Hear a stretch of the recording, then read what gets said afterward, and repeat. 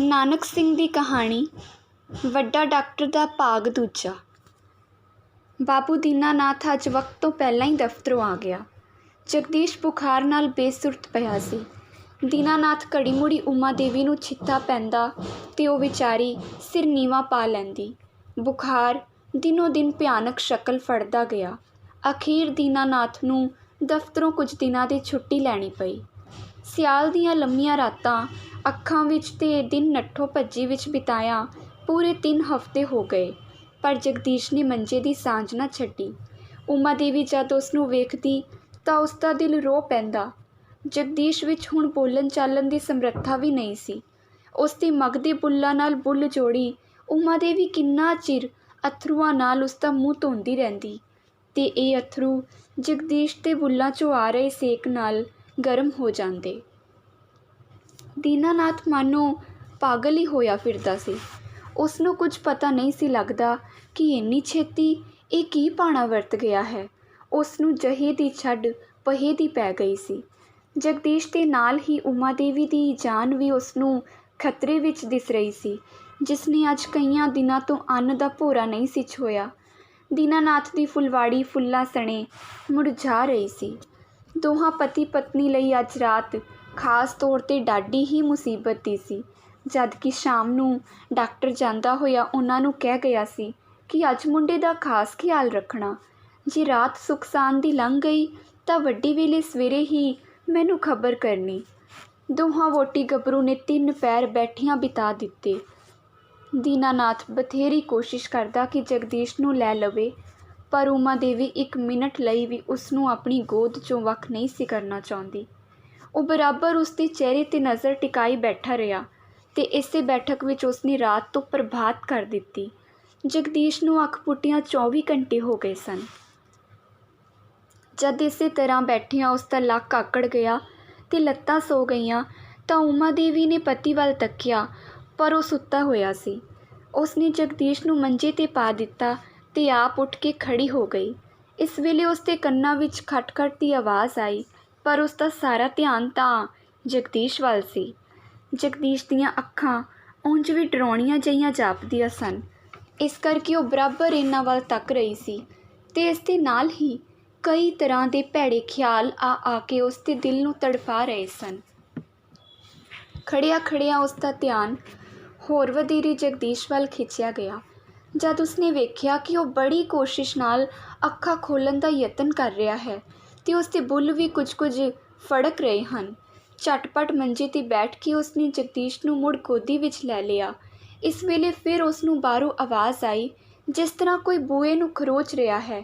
ਉਸਨੇ ਫਿਰ ਵੀ ਉਸ ਪਾਸੇ ਧਿਆਨ ਨਾ ਦਿੱਤਾ, ਕਿਉਂਕਿ ਜਗਦੀਸ਼ ਇਸ ਵੇਲੇ ਅੱਧ ਖੁੱਲ੍ਹੀਆਂ ਅੱਖਾਂ ਨਾਲ ਮਾਂ ਵੱਲ ਤੱਕ ਰਿਹਾ ਸੀ।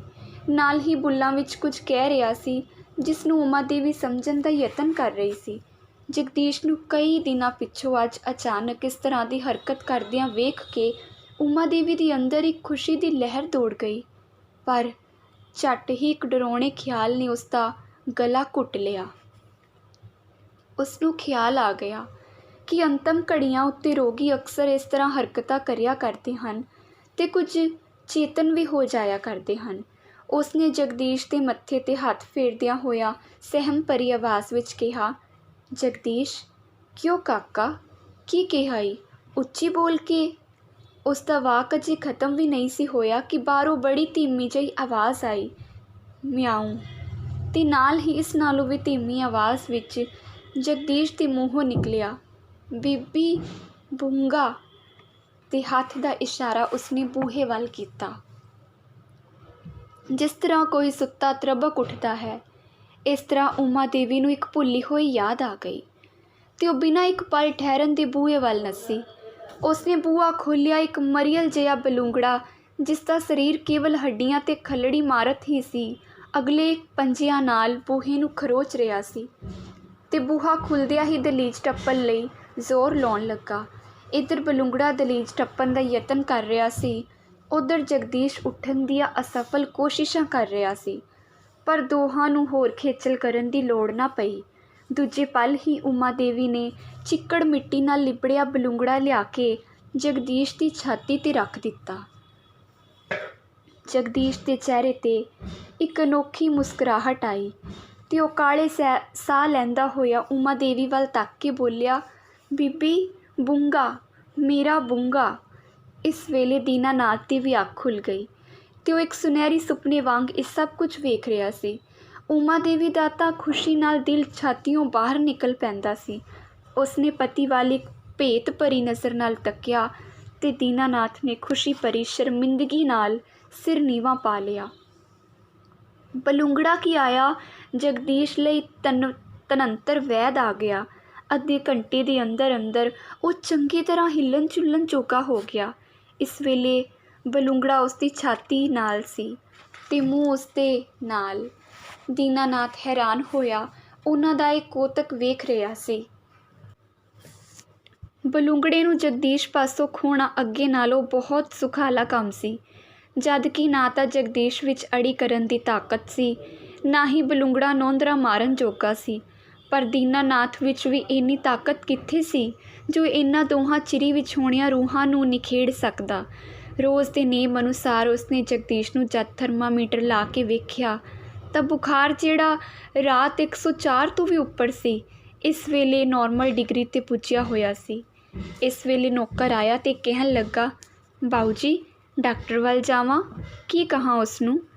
ਦੀਨਾਨਾਥ ਦੇ ਉੱਤਰ ਦੇਣ ਤੋਂ ਪਹਿਲਾਂ ਹੀ ਉਮਾ ਦੇਵੀ ਮੁਸਕਰਾਉਂਦੀ ਹੋਈ ਨੌਕਰ ਨੂੰ ਕਹਿਣ ਲੱਗੀ, ਨਹੀਂ, ਹੁਣ ਡਾਕਟਰ ਵੱਲ ਜਾਣ ਦੀ ਲੋੜ ਨਹੀਂ। ਸਾਡੇ ਘਰ ਵੱਡਾ ਡਾਕਟਰ ਆ ਗਿਆ ਹੈ। ਧੰਨਵਾਦ।